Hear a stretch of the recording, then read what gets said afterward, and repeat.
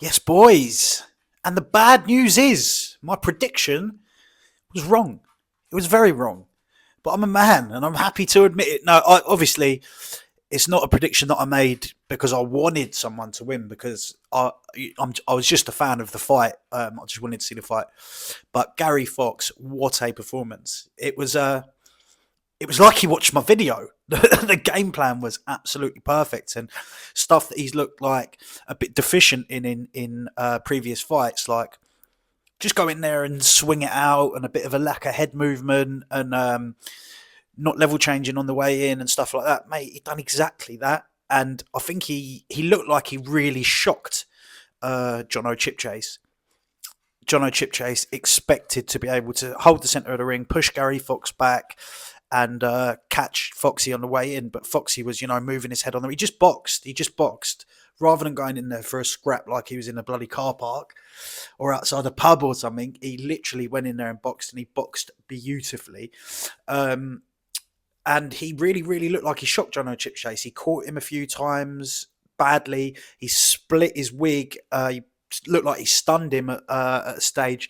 And Chipchase didn't find his feet in that first round. Obviously, he broke Jonno Chipchase's nose. The cut was horrendous. And obviously, I wanted to see the fight go longer. It was a little bit of an anticlimax that it got finished at the end of the first round, although Gary Fox did everything he needed to in that first round. But I said in a previous video that I think Danny Christie beat Decker Heggie because of the cut, because the fight would have been stopped because of that cut. I'm a qualified cut man, and I'm not going to be a hypocrite and say, I wish the fight got left longer, because if you cut someone that badly, and that cut was horrendous, like I say, he split his wig in an X here and here, and it was horrendous, and there was no way that fight could have carried on. It would have disfigured Chip. Although Chipchase was asking one more round, and obviously I would have liked to see it go a little bit longer to see if Chipchase could have got his feet into the fight, and because he looked like he was shocked. He looked like he was taken by surprise, but it wasn't, and that's how it was. And what a performance from Gary Fox, a round one TKO that I really, really didn't see coming, and I don't think anyone else see coming, except for Danny Christie, speaking of devil, because he said in the Red Corner interview that he thought Foxy was going to stop him within 2 rounds. So fair play. Right, let's get on to some of the other fights. I've got the trusty notes out, so if I'm looking down, it's because I'm looking at the old notepad, because I've been hit in the head far too many times to be able to remember about 12 fights or something off the top of my head. I don't know how many I'm going to talk about. I've got them written down. They are ones that stuck out for me. Liam Dooley, round 1 KO against Marcus the Pilgrim Pond. Absolutely, mate, what a devastating, I think it's 14-second knockout. It was nuts. Then we had Danny Mitchell. He's gone to 2-1 now with a unanimous decision win against Benjamin Lowe. It was 3 knockdowns. He absolutely dominated the fight. 2 of the judges had it 50-42. 50-42. I give Danny Mitchell every round with the knockdowns, which I did. The other judge had it 48-44, which is just like, I can't understand that. So he's given Lowe 2 of the rounds, which just, to me, I just think is an absolute fucking travesty. And so did, obviously, the other 2 judges with 3 knockdowns. It just doesn't even make any fucking sense. But yeah, then we had David Oscar, who beat Stanoy Takov, the guy that Paul Venice fought. He round 2 TKO. It was 3 knockdowns. Oscar looked like an absolute tank, and stopped it in the second round, goes to 5-2 now in the BKFC. And to see a bloke who obviously weighs about 100 kilos, being a cruiserweight, doing a backflip off the top rope on that BKFC ring was very fucking impressive. Maybe more impressive than the fight, to be fair, but yeah. Then we had Bart Kroll, got the unanimous decision win against Simeon Otley. Bart Kroll takes it to 5-1 now for him, the BKFC. And although Simeon Otley took the fight on 4 days' notice, it was a real good performance to Bart Kroll. I think I gave Bart Kroll every round when I was watching it. 2 of the judges give it 49-46 and the other one give it 50-45, which is what I had it.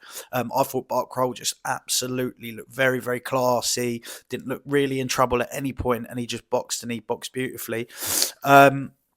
Then we go on to, Matty Hodgson. I've got these written down. Like I said, I can't remember them off the top of my head, but I remember these 3. Matty Hodgson, round 2 TKO versus Danny Mia. And 2 knockdowns. That first knockdown, how the fuck did Danny Mir get up from that? He looked absolutely unconscious. There was only 10 seconds left in the first round when he got up from that. Hodgson just looked like an absolute beast. He just stuck it on Danny Mir from the first bell, with big shots. And I think Muir was a big favourite going into that fight, being he was 2-0 at the time, and that was his first loss. And Hodgson just, mate, I don't know if how Muir was the favourite, judging from that, because Hodgson just steamrolled him. Muir got up with 10 seconds to go in the first round, and the ref let him go back to his corner.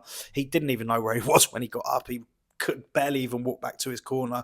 Sort of got his legs back underneath him, but then Hodgson come back and just done exactly the same thing to him, and it was stopped within about, I don't know, like 30 seconds of the second round.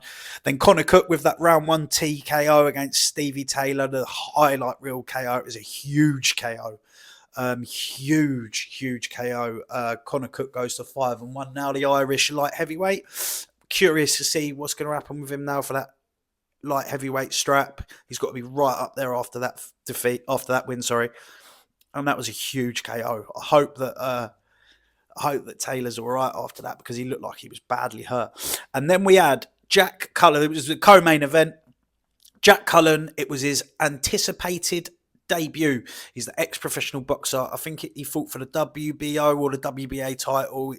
Very, very high-level boxer, and he looked absolutely class with a round 1 TKO against Kosicki, the Polish guy who's 0-2 now. But yeah, it's 2 knockdowns in the first round, and I think the doctor stopped it. But Jack Cullen just looks absolutely class. Boxed lovely. Kosicki barely touched him, mate. The actual knockdown was in, out, in. It was beautiful boxing. Absolutely stunning. And I'll be curious to see how Jack Cullen does, mate. I've got eyes on him for this bare knuckle thing. He looked like he's made for it. And he's got a very, very strong moustache as well. So those are all the fights that stood out to me that I wanted to talk about. Foxy, big W. Foxy calling out Kai Stewart from America. Kai Stewart. That'll be, he's obviously the featherweight strap holder for the Europe now. So I'll be interested to see if the Yanks take on. I think Kai Stewart is defending his belt in April, I think I saw. So we'll see what goes on with that, or if he gets the winner of that, or what. Very, very interesting, or if he's going to give Chipchase the rematch, because I think maybe I don't want to say it again because Gary Fox boxed. But if he boxes like that, he could beat anyone in the world. But if Chipchase could not get shocked and just be able to get straight to his game plan, and if he got it into the later rounds without getting cut, because he wasn't hurt, he was just cut, then maybe it'd be a different sort of fight. So maybe he gets the rematch. But either way, it was unbelievable. Boys, thanks for watching. Tell me what you thought of the show. Tell me what you think of me. Tell me what you thought about everything, my opinions, whatever. Adios. Thanks for watching. Le Bosch.